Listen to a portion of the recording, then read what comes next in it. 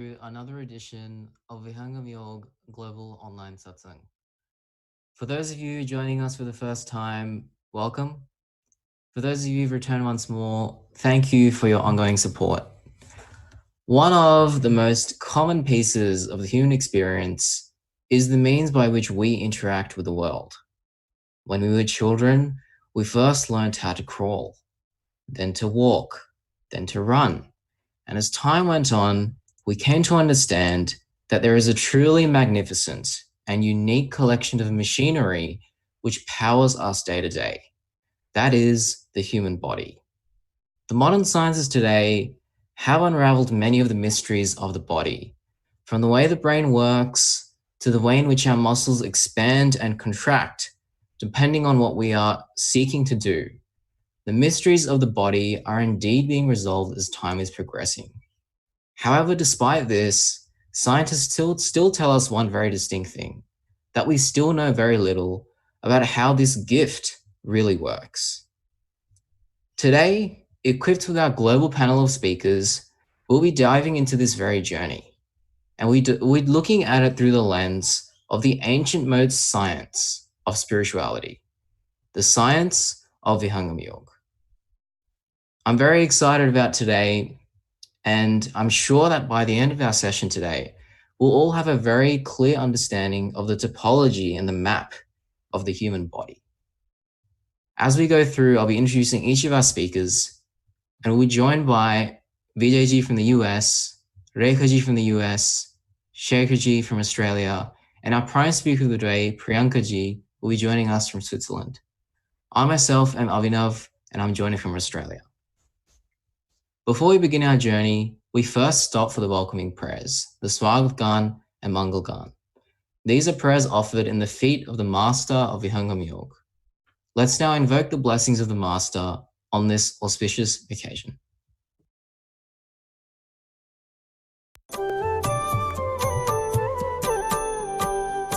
आज स्वागत नित्य गुरुवर संत शुभागम आइए, अध्यात्म विद्या दिव्य ज्योति सोमरस बरसाइए।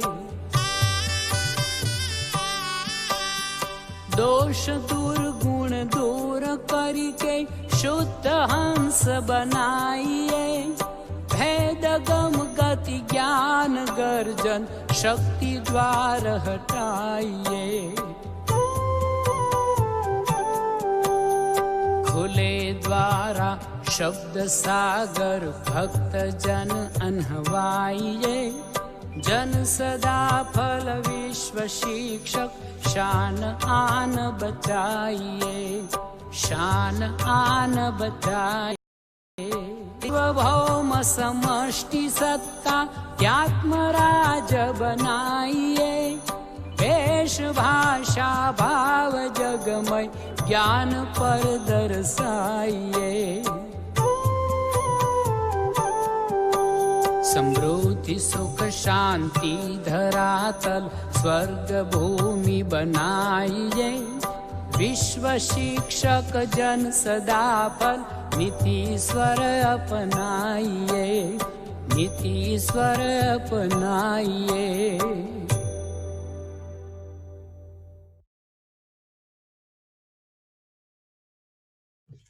Thank you for that beautiful composition.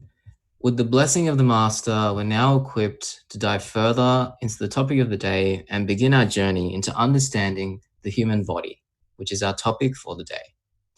As always, if you have any questions or thoughts to share, we have two avenues available to you, Slido and WhatsApp. The Slido link is coming up on your screen just now, slido.com/VYGOS. And our WhatsApp number is also just coming to the screen now. Please send any questions or thoughts you have through on these avenues, and we will most definitely address them in the Q&A session, which will be coming up soon. We begin our reflections on this topic with the Swadveda recitation. The Swadveda is a set of divine verses composed on the basis of the experiences of the Master of Vihangam Yoga, Sadhguru Sadafaldeji Maharaj. The Swadveda is a distillation of the complete journey of a spiritual seeker. As such, we find it of the utmost importance to begin our journey here, I'll now ask BJG to take us through some of the Swadaved verses for today. BJG is joining us from the US, and I'll hand over control to him now. Thank you, Abhinavji, and Jai Sadgudev, everybody.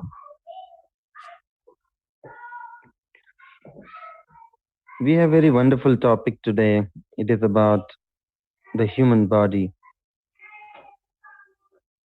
The way we function in this, day-to-day activity depends on how well we organize our inner self, or to say, every faculty of our human body. So let us try to understand what Svarved says about how things are organized in this body.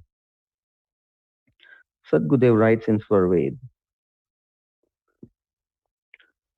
आत्मयोग मन से रहे, मन इंद्र न कर साथ, इंद्रियोग जब अर्थ से, विषय ज्ञान Jivnath. When soul or the consciousness of the soul combines with the mind with the indriyas, the sensory organs, and the sensory organs with the subject outside.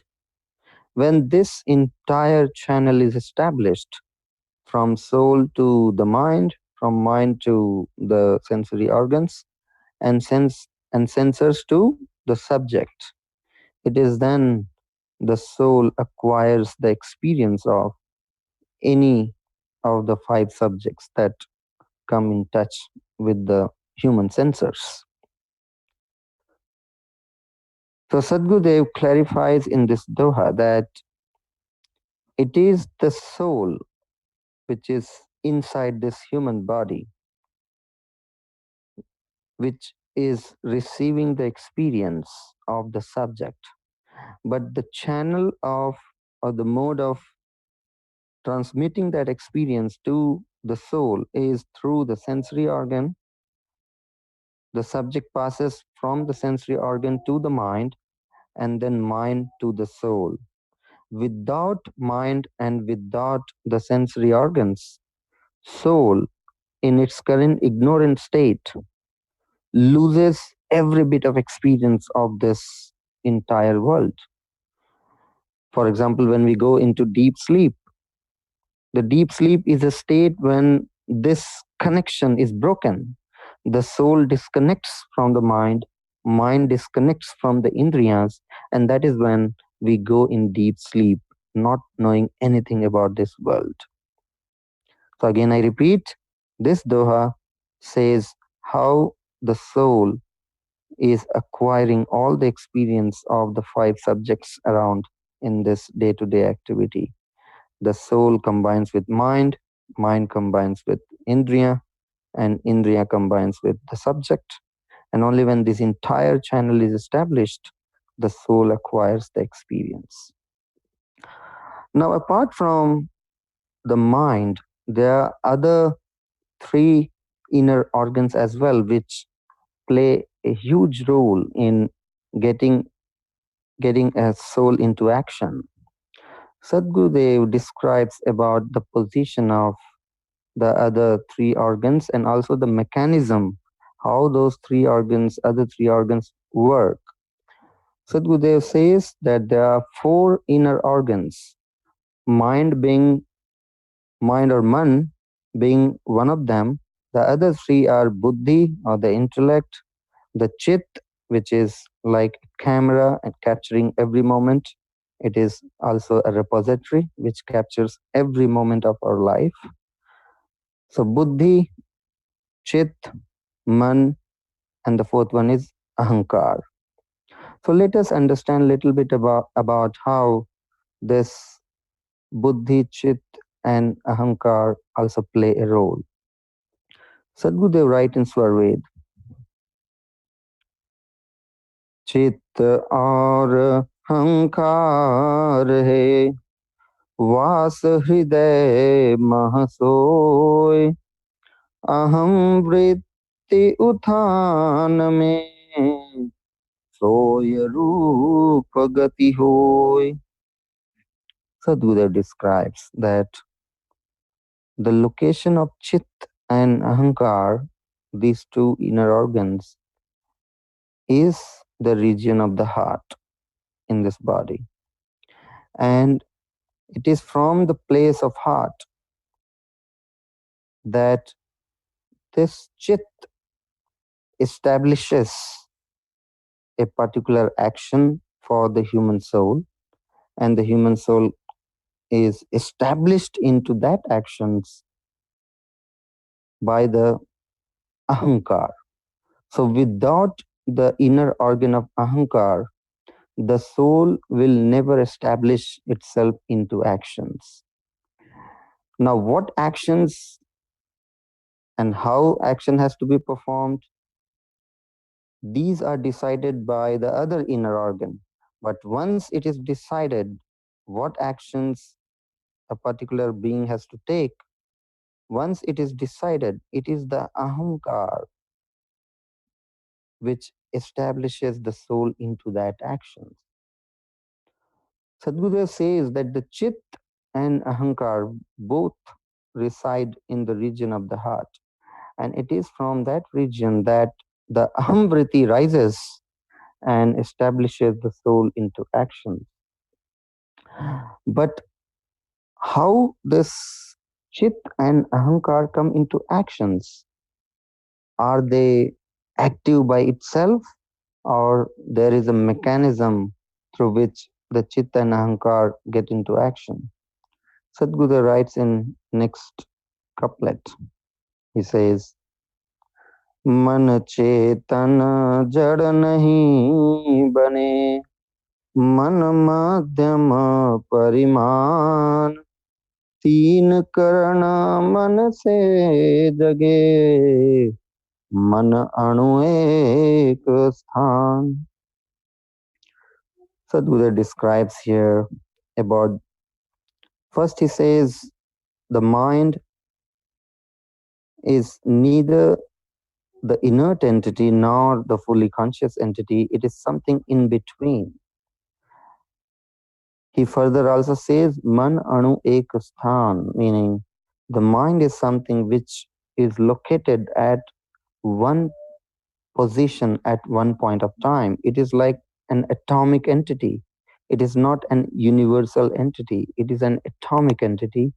So at one point of time, it will be only in one location. So it's a unilocated entity.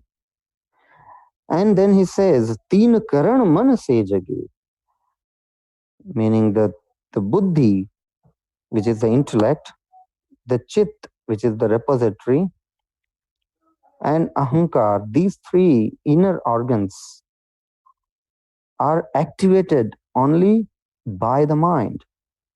When the mind carries the consciousness of the soul and take it to these inner organ and work with them, it is then these inner organ come into actions.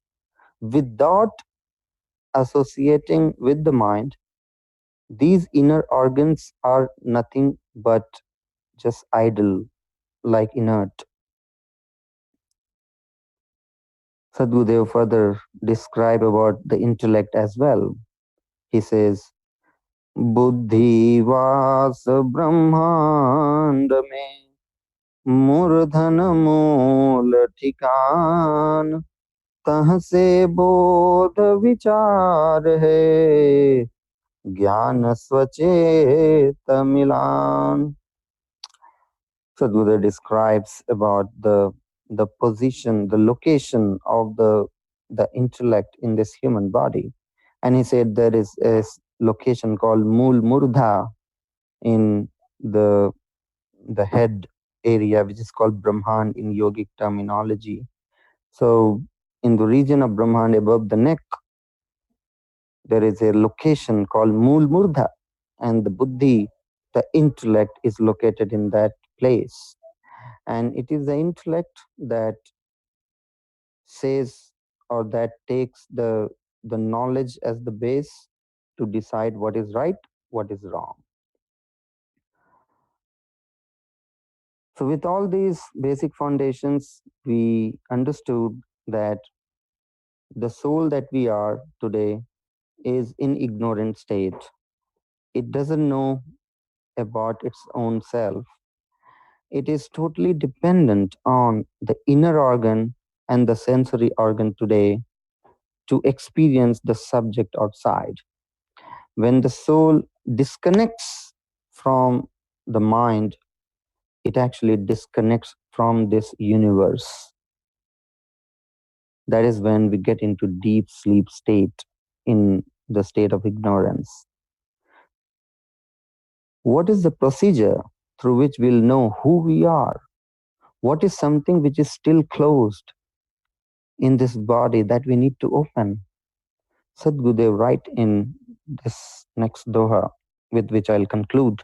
Sadgurudev says, नव द्वारा को बंद कर खोलो दसवां द्वार खिड़की एकादश खुली अग्र पुरुष दरबार. Sadhguru says, in this human body, there are 9 doors which are open already. These are called Navdwar or 9 doors. They are 2 eyes, 2 ears, 2 nostrils, mouth, and 2 organs of excretions. Beyond these 9 doors, there is a secret 10th door as well, which is called Brahmarandra. It is this door which is closed, and through the practice of Vihangam Yoga meditation, this door is opened. When this door opens, the darkness around the soul vanishes, and soul realizes who it is, who he or she is. Without this door being opened, one remains in complete darkness and dependent on the body for all the experience of life. Not only for the experience of life, but also the intelligence of the being is limited. It is limited because it is dependent on the faculties of the body. It has not learned how to use the super intelligence of the soul itself. So the message of Vihangam Yoga is to understand this human body in entirety, and also understand how that secret 10th door could be opened, after opening which the secret about the self is revealed, the power of the self is revealed, and one acquires the potential to become omniscient, omnipotent. Nothing remains impossible for such yogi who attain the realization of self and supreme. Thank you very much. Over to you, Avinash. Thank you, Raj BJG, for that incredibly deep and insightful exploration into the Swadved. We heard about a lot of concepts just now, concepts which are very important to all spiritual seekers and to the foundations of spiritual philosophy and the practicality, the meditative experience of spirituality. I'll now take us further into this journey so that we can further understand some of the things we've talked about: the soul, the mind, sensory organs, the inner organs, the doors within, inert versus conscious. I'm sure there's lots of questions coming to mind. And before I dive into the main speaker of the day, I'd just like to mention, as you're thinking through these things, any questions which come to mind, the link that's coming onto your screen just now, slido.com/VYGOS, and the WhatsApp number, which is now coming onto the screen.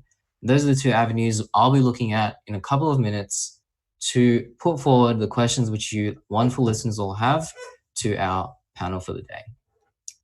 We'll now be hearing from a very fantastic expert, authorized instructor in Vihangam Yoga. Priyanka Prakashji was born in India and grew up in Australia and is currently working as a data analyst for the Australian government. We're very lucky that she's joining us from all the way over in Switzerland, and I'll now hand over to her to take us further into understanding the human body from a spiritual perspective.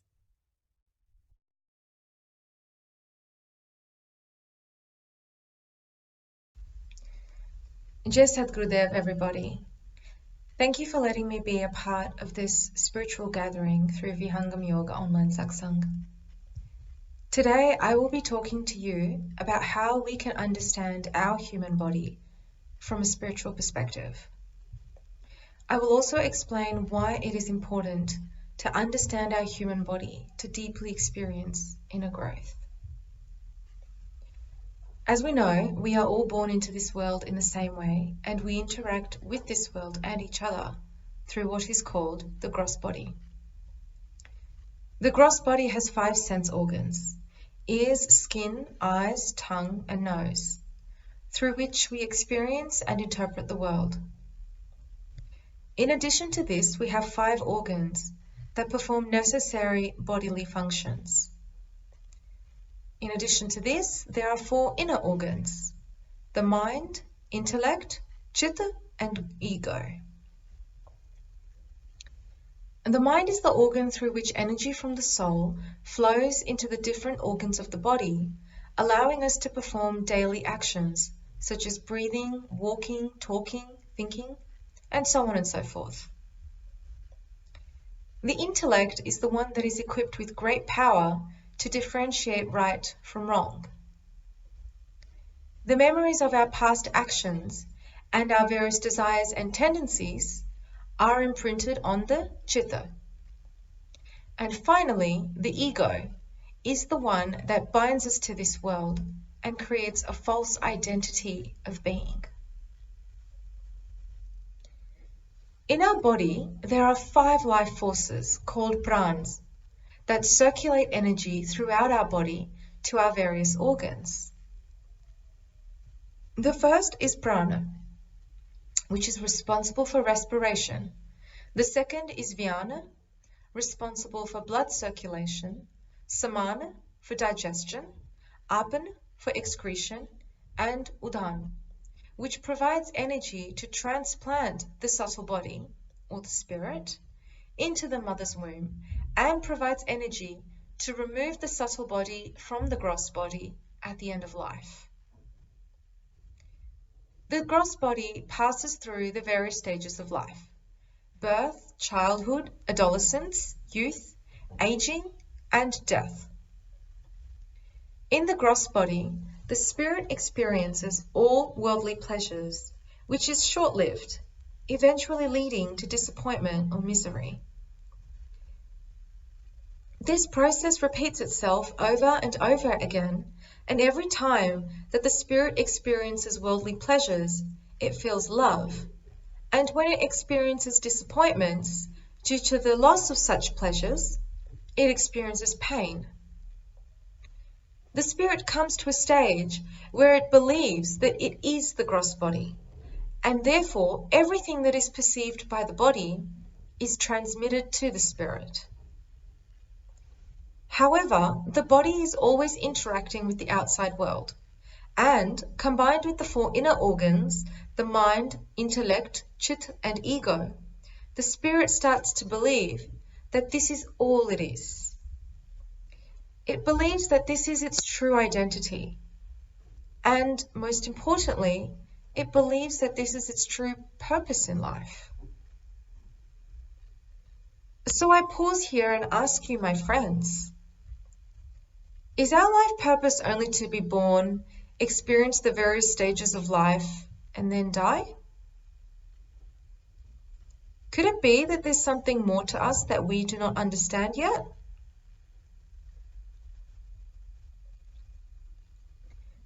It goes without saying that everything that exists within us is encapsulated by our gross body. And deep within our gross body is our spirit, the one that provides energy to our entire body. So doesn't it make sense, in order to experience spiritual growth, we must start inside our body not outside? Let me put it this way. Our external world, the one that we perceive through our five sense organs, is limited in time. It is only active from the day that we are born till the day we die. It is merely a collection of pleasures and disappointments, and is therefore temporary in any joy it provides. Therefore, doesn't it seem imperative that we access something more permanent whilst we are living? For this, looking outside is definitely not the answer. It's looking inside ourselves that will help us to access the permanence, and this all begins within our body. Our body is filled with an intelligence so vast that not even 1,000 books could fully explain the intelligence that works within. I know you must be thinking, but where do I begin? How do I develop this awareness? My friends, it all begins with our breath. Our breath is the energy flowing within our body, and without it, we would cease to lose functioning altogether. Therefore, to understand our inner body, we must first learn to connect with our breath, the first life energy, prana, as I mentioned earlier. Ancient texts such as the Yoga Yajnavalkya tells us that someone who is restless, troubled, confused, or facing illness has more prana outside the body rather than inside the body. Fast, shallow breathing indicates there is little space within our body for prana to flow easily, which tends to manifest itself on our body as symptoms of lethargy, restlessness, and feelings of being stuck. If there is little room for prana within our body, it is generally because of something within that forces it outside. Let's refer to it as negative energy, tension, or for simplicity, let's call this rubbish. Therefore, connecting to our breath is extremely important in order to understand the state of our body. One can do this by performing several breathing exercises called pranayam, whose purpose is to draw more prana into our body. Furthermore, the state of mind is also very closely linked to the quality of prana within. Therefore, we can influence the quality of our prana by improving the quality of our breath, which in turn can influence the state of our mind. Moving beyond breath, let's reflect on the types of feelings we have within our body and how these too can be influenced by the mind. You might be wondering, why is this important? Well, let's suppose we have a situation where a person feels stressed. Very common in this fast-paced world, isn't it? How does stress feel? For some, it's muscles in our shoulders and the neck tightening, while for others, it's felt in the stomach, kind of like a churning sensation. So, stress is generated from the mind, but it is the body which reacts to it. Therefore, emotions are your body's reaction to your mind. Or in other words, it is a reflection of your mind. Research has shown that strong emotions even have the ability to change the biochemistry of the body. But how often are we aware of our emotions? To build an internal awareness, we need to observe our body, or parts of our body, which are reacting to the mind. We need to feel the emotions. My friends, please always keep in mind that if you are ever unsure of what your state of mind is, you can simply observe your body from within. Feel the emotion in your body, as it will always be a true reflection of what your state of mind is. When we tune into our bodies in this manner, we are able to separate ourselves from the emotion and allow it to simply be there. We unlock the potential to understand ourselves at a more conscious level. I'd like to refer to what Eckhart Tolle says on this matter. Make it a habit to ask yourself, what's going on inside me at this moment? That question will point you in the right direction. But don't analyze it. Just watch. Focus your attention within. Feel the energy of the emotion. If there is no emotion present, take your attention more deeply into the inner energy field of your body. It is the doorway into being. According to the Taittiriya Upanishads, the human body has 5 layers, or koshas, which lie one beneath the other, kind of like the layers of an onion. These layers make up our personality. Through the practice of yoga and meditation, we become aware of these koshas, as these techniques help activate the energy fields that hold the material body together. The koshas are Anandamaya. This is the physical layer, the gross body we were talking about earlier. The second is Pranamaya.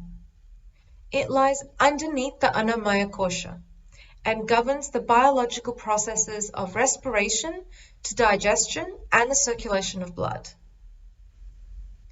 Manomaya is the third one, which is made up of thought processes, and it is responsible for sensory and motor activities.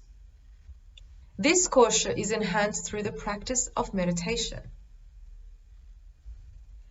Vijnanamaya is the kosha that lies deeper within the layers previously mentioned. This kosha comprises intellect, power, and judgment. And the fifth one is Anandamaya kosha. The deepest layer and the most subtle is this kosha, which is composed of pure joy. This is the most underdeveloped layer amongst human beings and is also the most challenging to reach.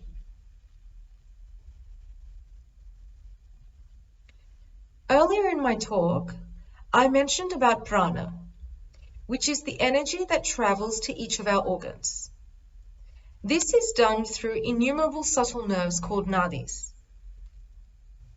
which carry forth the vital force or pranic current that cannot be seen by the naked eye.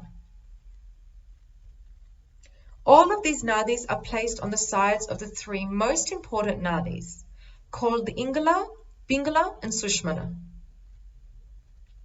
The Ingala is the nerve passing through the left nostril. Pingala is the nerve passing through the right nostril. And Sushmana is the nerve passing through in between the Ingala and Pingala from the zone of the heart. Once the mind is controlled with its outward flow through different organs, it is taken to this point in the forehead, which is the tri-junction of the 3 channels, Ingala, Pingala, and Sushmana. In the Swarved, Swami Sadafal Deoji says that at this tri-junction flows the water of divine knowledge, which purifies the mind of its dotages and bestows glazing serenity to it. Also in the Swarved, it is said, Ingala Pingala Sushmana Nadi, Sanshodhana Karu Yukti Vichari, Sushmana Khule Yukti Guru Veda, Gurumurati basa gagana acheda. Kule sushmana sadana hoy. Sahaj sahajani shabda samoi. Bina sushmana sadana dambha. Bataki rahe jag prakrita rambha. शुभ सूचक यह लक्षण आवे सब झोरण अरु घूमन पावे. Which means know the location of Ingala, Pingala and Sushmana from the Guru and make a thorough search for their secret activity. Inside the Sushmana there is a fine hole above the head that is known as the 10th gate. The soul remains captivated in the body under the bondage of this world when it is closed. This secret hole is opened by means of the Guru's technique. Then the Surati, known as the conscious energy of the soul, passing through it beyond the worldly zone, enters into the zone of the Supreme Being. There, in the conscious sky, the soul sees the image of the Guru.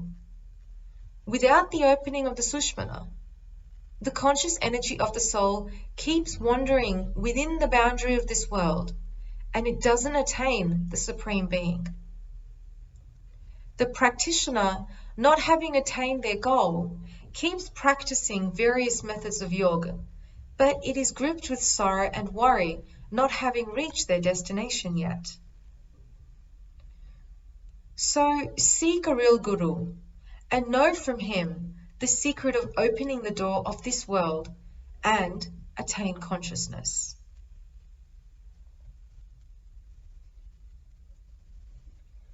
So far, I have spoken about prana, breath, emotions, and the various organs responsible for bodily functions, including the mind, which keeps us bounded to this world.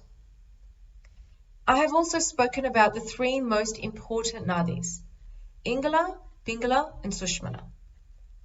However, there is another important aspect of understanding the human body, and that is through understanding the functions of the 8 energy points that influence our reactions, desires, emotions, and our behavior patterns, and so on and so forth.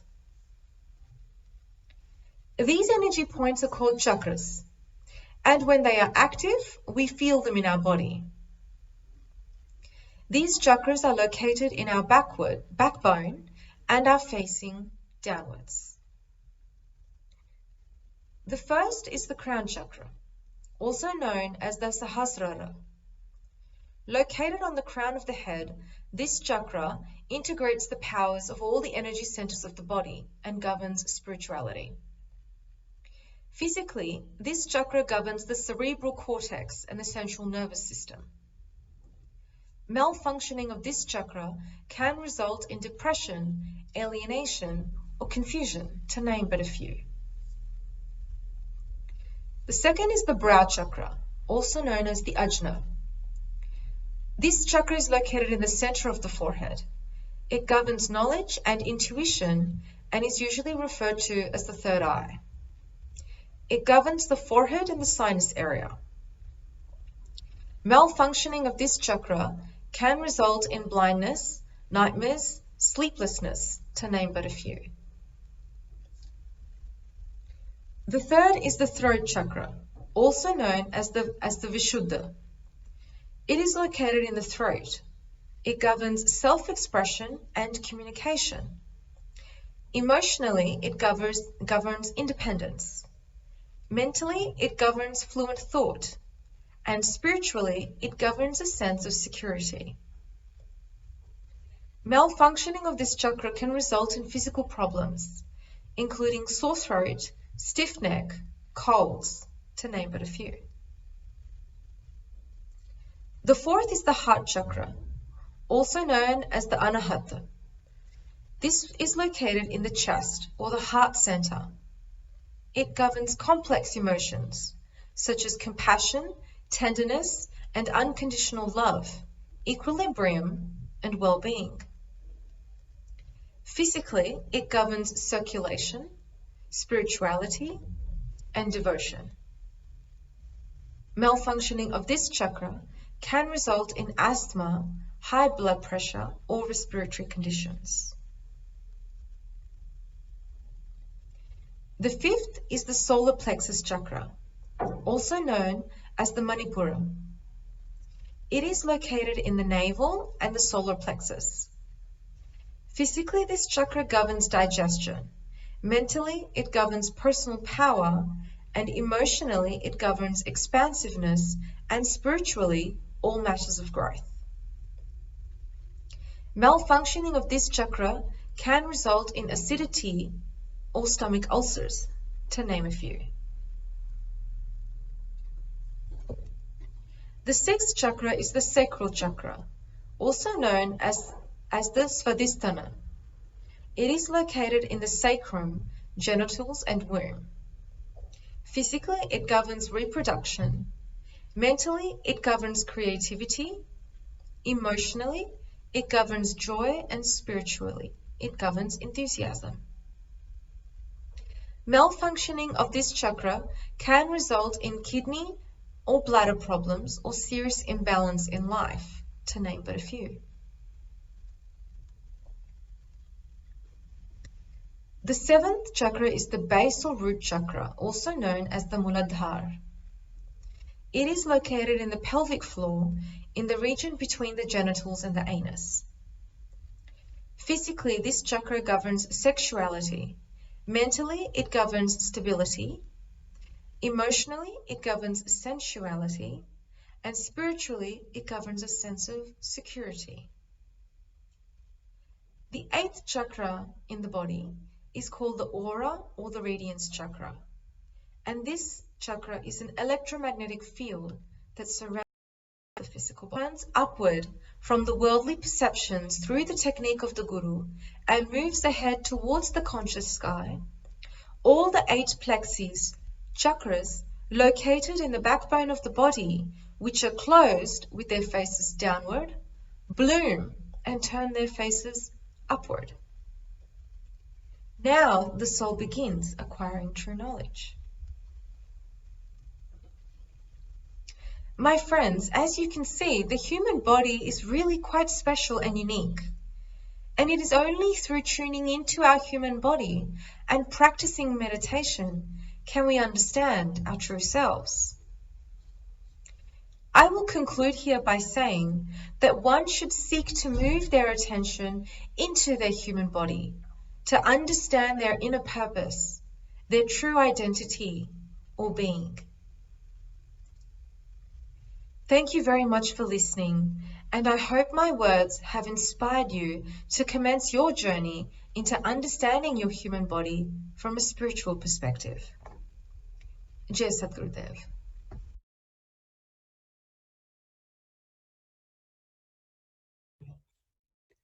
Thank you very much, Priyanka ji, for that very comprehensive and definitely very inspiring deep dive into the topology of the human body.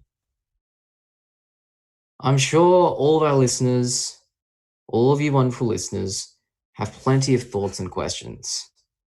As we've heard and as we've experienced in the last 30 to 40 minutes through the verses of the Svarved and the reflections and insights of Priyanka ji, the human body is a complex machine. Understanding it requires a level of stillness, which meditation prescribes us to. I'll now request Rekhaji from the US to take us towards the next part of our session, which is the bhajan. After Rekhaji has presented us with a rendition, we will be going through a Q&A session, a short Q&A session addressing some of the thoughts and concerns which you wonderful listeners have. As I've mentioned before, we have 2 avenues available to you for that, slido.com/vagos and the WhatsApp number, which is coming onto your screen just now.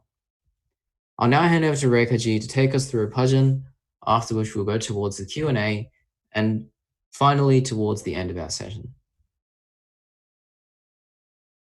Thank you, Abhinavji, and Jai Sadgurudev, everybody. Today's bhajan is Manush Janm Bade Bhagya Tu Paaye. which is taken from a book named Shabd Prakash, written by Sadguru Sadafal Devji Maharaj.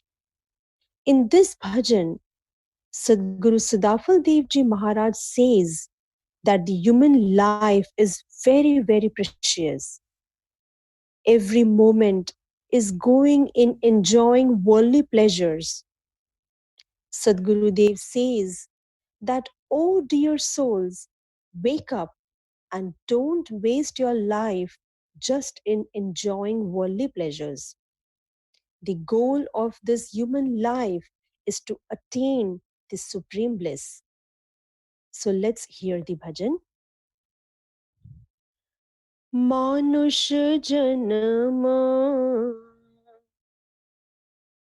बड़े भाग्य तो पाई मानुष जन्म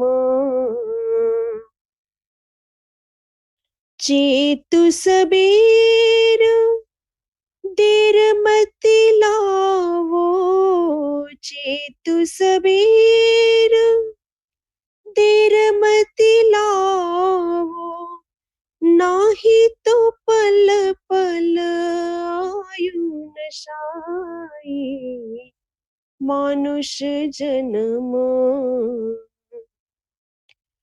बड़े भाग्य तो पाई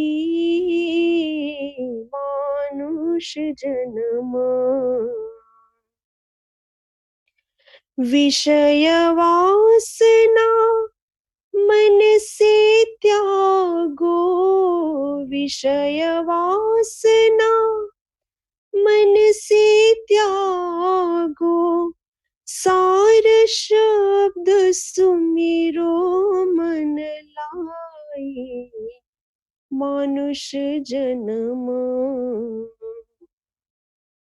बड़े भाग्य तो पाई मानुष जन्म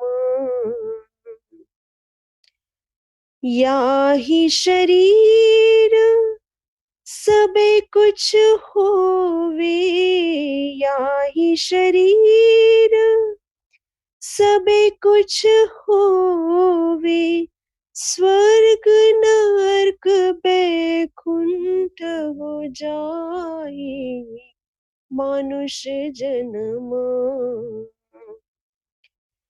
बड़े भाग्य तो पाई मानुष जन्म सबसे दुर्लभ ब्रह्म शांत सुख सबसे दुर्लभ ब्रह्म शांत सुख या ही तनु सदगुरु दर्शाए मानुष जन्म बड़े भाग्य तो पाई मानुष जन्म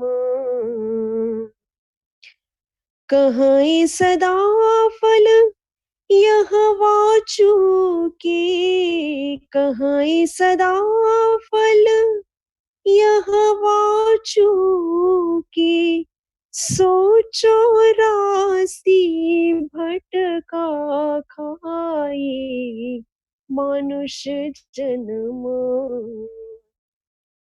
बड़े भाग्य तो पाई मानुष जन्म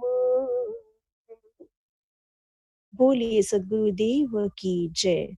Over to you, Abhinav ji. Thank you so much, Rekha ji, for that beautiful bhajan. I think that bhajan really captures the essence of what we are reflecting on today, that this human life and body is utterly unique. So thank you very much for sharing that with us.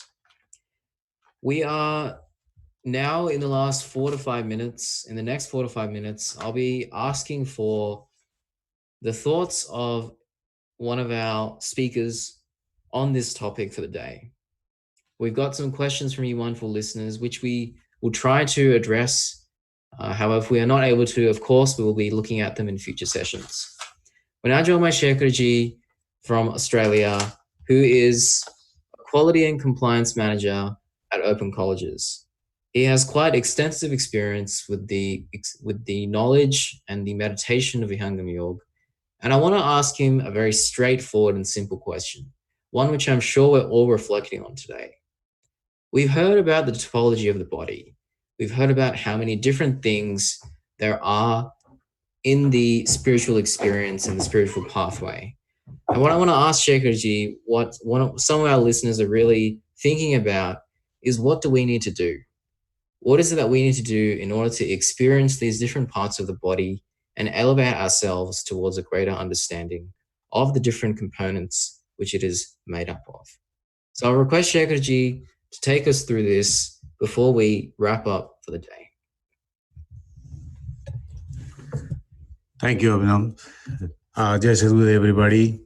I'd say it's a great question, and I'm sure, including myself, all of us are always wondering to understand our own body.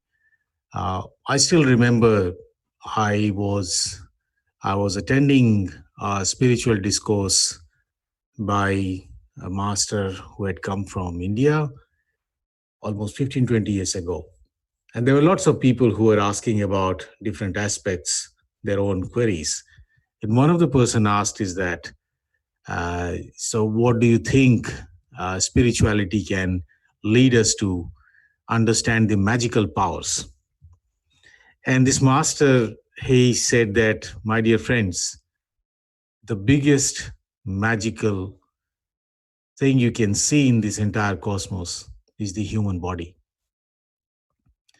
The human body has amazing capabilities in the physical realm, at the same time in the spiritual realm. And I believe today's session was specifically addressing and trying to unravel those things, how limited we are in understanding our own selves. It is a common practice that we always remain focused on maintaining the fitness, the looks and feel of our body, physical body, which is important. But what we fail to understand is that to achieve that fitness, even the inner self, the inner spiritual aspect, or the inner body, the inner organs, as Bijayji explained during the Swarved and Priyanka spoke about, they all are equally important. If the pranas, if the energy points, if they are not performing properly the way they should be, then the physical body will not have the energy or the strength to remain in the shape we want it to be. But going deeper, as Sadhguru Sadafal Devji Maharaj has explained in this Swarved, what powers that? What are the things which are important and the inner organs? As we heard that the four inner organs, they play a massive role in how we interact with the world. And as we go deeper into understanding them, how the mana, the mind, the buddhi or the intellect, the chit, where all our attributes and behavioral patterns are recorded, and ahankar. I would like to say to all spiritual seekers is that there are many ways where we can read, interact, and understand about the physical body through various scientific research. But when you want to understand how that physical body can work at an optimal level, you really need to take a dive into the core and the deeply secret, mystical philosophy and details of the Vihangam Yoga. The four inner organs, the man, buddhi, chitta, and ahankar, without having a proper understanding and control over them, we may make every attempt to keep our physical body in the prime state, but there will always remain a gap. And if we wish to achieve that, I would strongly recommend that we start to take a deep dive into the spiritual realm. And as we go deeper, it will start to unravel itself how we are a soul and how the mind controls it, and how by having a proper understanding of our own buddhi, chitta, and ahankar, we will be able to achieve what we are actually aiming to achieve. Due to limitations of time, I would like to hand over to Abhinav now. Thank you. Thank you very much, Shekharji. I hope that all of these thoughts are helpful to you, all of you wonderful listeners. And let's go towards a summary straight after the Shanti part and then wrap up for the day. विराग त्याग की शांति हो, उदासीनता शांति, सेवा जित शिष शांति हो, सत्य शांति हो शांति। हे प्रभु शांति स्वरूप हो, शांति शांतिमय शांति, शांति शांति जन शांति हो, पूर्ण शांतिमय शांति। हे प्रभु शांति प्रदान कर, दूर हो सर्व अशांति, देव सदा फल शांति में, शांति शांति सुख शांति।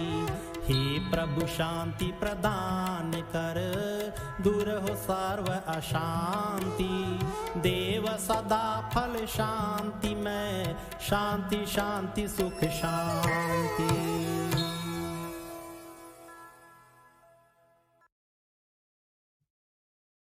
So I'd firstly like to take this opportunity to thank all of our wonderful speakers for the day. From Vijayji to Priyanka-ji, to Rekha-ji, to Shekhar-ji, I think we've all learned a lot today. And I think it's important to remember one very, very important fact. It is one line proclaimed by the master of Vihangam Yoga. Atbhut marag yoga vihangam, main tumko batlaunga. यदि विधिवत तुम साधन करी हो, अमर लोक पहुंच जाऊंगा. Of course, my Hindi pronunciation is not the greatest, but the essence of this line really captures what the spirit of today is. The human body is complex. We cannot perceivably spend our lives seeking to understand every individual part in isolation. We need a guide. We need a master. And that master is the master of Vihangam Yoga. Of course, in order to understand each part of the body, we must become still. And the approach, the tool towards that is meditation.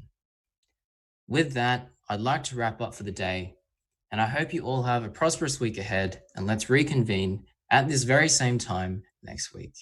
Jai Sukhdev, and see you next time.